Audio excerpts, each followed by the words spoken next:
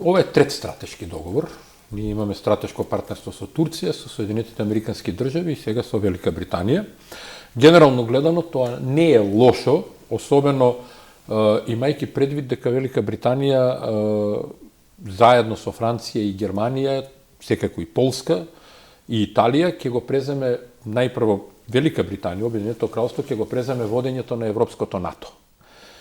Од тука она што нам ни е достапно и како внатрепартиска фракција во ВМРО ДПМН која ги анализира состојбите и има собствени информации за тоа што всушност се случува, е дека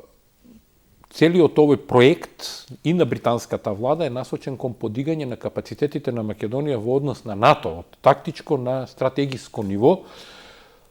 согласно предизвиците кои доаѓаат од Русија и можноста за продолжување на војната во Украина, но и префрлање на некои други активности по однос на прашањето